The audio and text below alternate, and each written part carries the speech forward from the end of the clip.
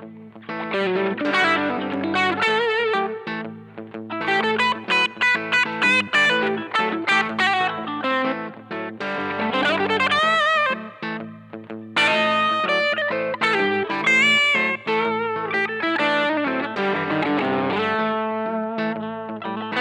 guys, this is Rick at Tasty Guitar, and today I am really very happy to announce and show you my beautiful new instrument courtesy of Mr. Russell Fong from Palo Alto, California, incredible luthier, and made this stunning instrument for me. And I want to introduce you to Russell. And Russell, tell us your story, man. How did you learn how to build such amazing instruments? Hey, thanks, Rick. Hey, folks. That's East Palo Alto, city of. I was telling you earlier, I was kicked out of school, got a job with these two guys making guitars in my hometown of Bristol, England, and thought I didn't know anything about guitar making. Obviously, I didn't even know you could make a guitar, but they very graciously put up with me for 2 years and showed me the nuts and bolts and said if you wanted to get serious, I should go to college. So I did go to college in London. For 4 years, I made nylon string, classical, steel strings, electrics, and then I had a little business. And at some point, I moved to the States, met my lovely wife, and had kids, and now I've got a little shop here on the West Coast. What is your what would you say is your specialty? Do you make acoustics, or do you build a lot of solid bodies, or you prefer, I mean, you just do everything, or what do you do? I think my downfall, but also what I like doing is I don't really focus on one thing. So I built lots of all kinds of guitars, and I don't probably stick with them long enough to get them to the pinnacle of what they could be. But I do love, I love the challenge of building something new and different and figuring out, what works along the way. Well, I believe this is the pinnacle of a telly right here, man. Nice. I have to disagree with you there. This is a stunning instrument. It sounds and looks and plays incredible, and I'm so fortunate to have come across you and had you build this beautiful instrument for me.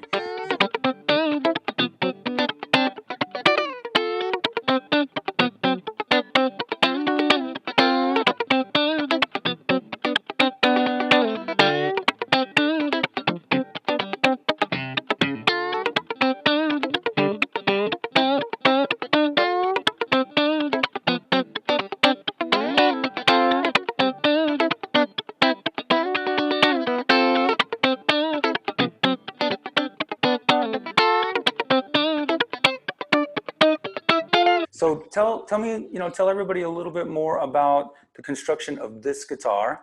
Everything from the wood and everything down to the frets. Okay. We had met through your lessons online, and I found you one day and just thought, this is my guy. And after, I don't know, how long, 18 months or something, Yeah, uh, I just thought, Rick should be playing one of mine. What's he doing with an ESP? So exactly.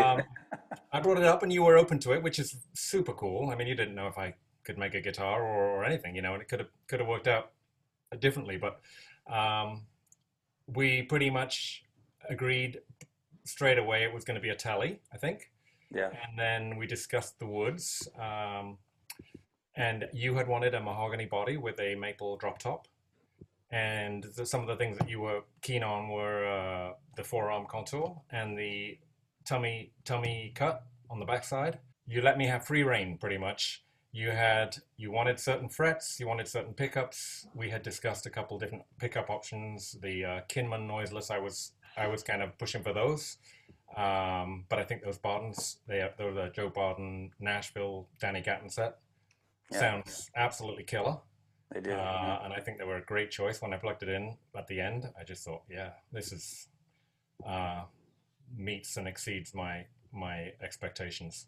Yeah. Um, and I think we did some cool things. You have that bound forearm contour, which is a nice Hmm. detail.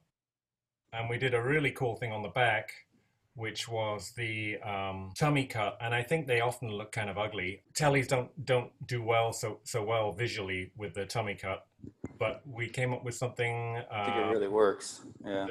that is super comfortable and really not doesn't look like some big, you know, somebody had at it with a chainsaw, and and then we chambered the body because that piece of mahogany, while it was fairly light, it still came in. I think the body was about 7 pounds before we chambered it, and it ended up being a well. I don't think we lost 2 pounds, but it ended up being 5 pounds and 1 ounce with no with the drop top on, but nothing else. Wow. So that was pretty respectable. The whole guitar is 8 pounds, Yeah. which is it's not light, but it's certainly not heavy, and it's got that. I think the chambering really lends it a sort of bright character, and it's Yeah. it's got a good feel to it.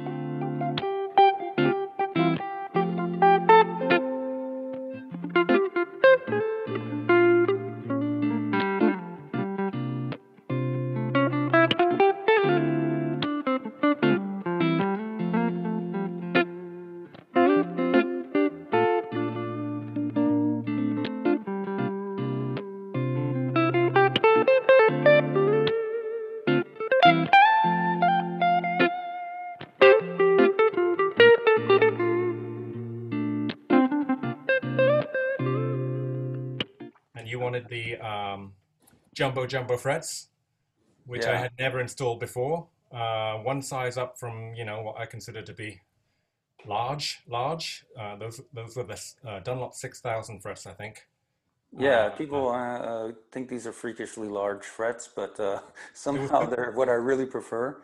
right? And Uh, they were comfy. yeah. And I was kind of, I think we had talked about not doing a scratch plate at one point. I was in favor of it. Maybe you could have gone both ways because you wanted to see the wood. Yeah. I was thinking of it as a more of a vintage looking build.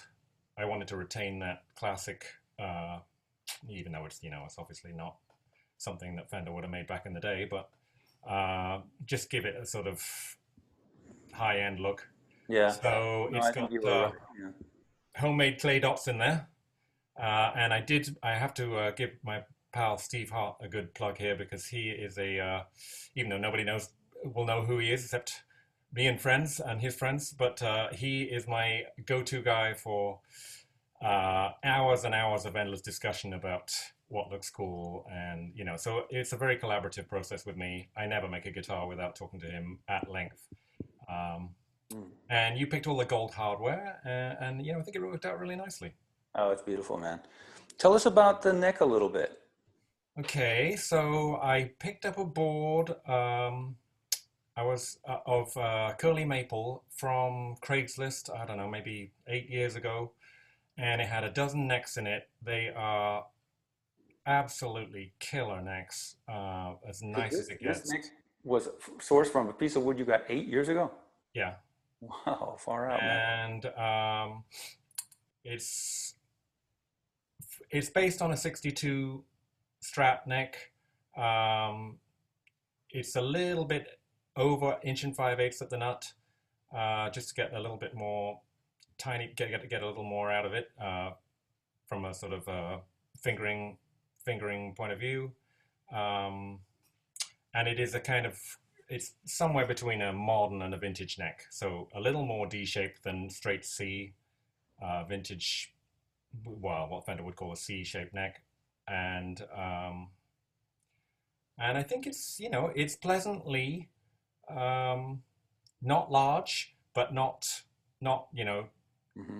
Ibanez style, fast. Right. So it felt good to me. I'm not sure, how it compared with the ESP, but I figured that was probably more vintage than Speedy Neck.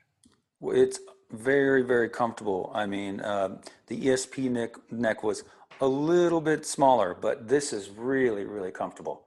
And it feels great and it plays great. All right, so Russell, tell me about the fingerboard. It feels amazing. Yeah, that is a super beautiful piece of South American rosewood, which I picked up many, many years ago. It's got a 9.5 inch radius on it, and those dots are homemade clay dots on it, and probably feels so nice because it's super polished up, and I mean you can really get these boards to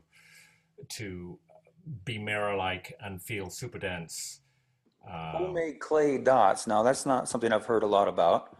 How do you make a? yeah, Fender used to do a lino, a dot made from a piece of lino flooring, and they crumble away after many years. And just to give it that vintage feel, I wanted to not do a mother of pearl dot, or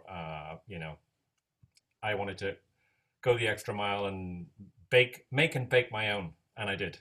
Wow, And man. I think they would turn out pretty good. They're beautiful. Yeah. All right, so Russell, so many people have already commented on the top on this instrument. It is beautiful. It's a stunning flame. So tell us a little bit about the top. Yeah, that is a really nice piece of flamed maple there. That's courtesy of Steve. We had actually started the guitar with a different top, and it had a couple blemishes, most of which would have been covered by the electronics plate, the pickguard. But I think it was we just decided why have any blemishes at all. So I got this one from Steve, and you know, it's as nice as they come, I think. It's gorgeous, man. Yeah. All right, Russell, now talk about the pickups and the electronics a little bit. Okay, so you got those the Joe Barden, Danny Gatton Nashville set, Hmm. and we used an electro socket for the plug-in. I think we had talked about doing. You didn't like an angle jack that would uh, potentially fall out of that, but I think I managed to talk you into that, Hmm. and I don't think they do fall out. And we did a treble bleed, which is as per Joe Barden, but you had requested that, and I think probably would have done that. It's pretty standard, and the whole cavity and the plate and everything is super well shielded with your standard copper foil. And these Barden, these are noiseless pickups, right? I mean, they're They dead are. quiet, but they still retain like, tone. And Russell, talk about the finish a little bit. Already several of my students have commented on what a beautiful finish this is. Yeah, it is nitro cellulose finish, which is the old-fashioned way of finishing a guitar. It's more time-consuming than other methods, but it does give you that super deep luster. And underneath that, you've got aniline dyes hand rubbed in there for that burst. The hardware sets it off nicely by being gold, which was your choice. And we had exchanged, I don't know, half a dozen, probably 15 pictures of guitars we liked. I don't think this one is exactly like any of them, but it's in the range of ones we both agreed look super nice. So I do remember sending you a picture of it after I had put one coat on, and I got a super nice text back, which was that thing rocks. Or I'm not sure what you said, but it was I that thought it was really. done already, man. Looked so shiny to me already. It was like, Yeah, no, that really made me made it all worth it. beautiful. So Russell, thank you so much for your time, man, and thank you so much for this beautiful, incredible guitar. I am incredibly indebted to you, and for at least another few years of guitar lessons. And anyways, if somebody does want to have an instrument built, Russell Fong, custom built by you, is that even possible? I know you're pretty much a one-man show. I Is am it? a one-man show. It's absolutely possible. I'd love to hear from anybody that's interested. They can check me out on russellfongguitars.xyz. Two S's, two L's, F for Fred, ONG. Uh, and they can see what I'm up to. I'm always building something, and come on by. All right, man. Thanks, Russell. Thanks, Rick.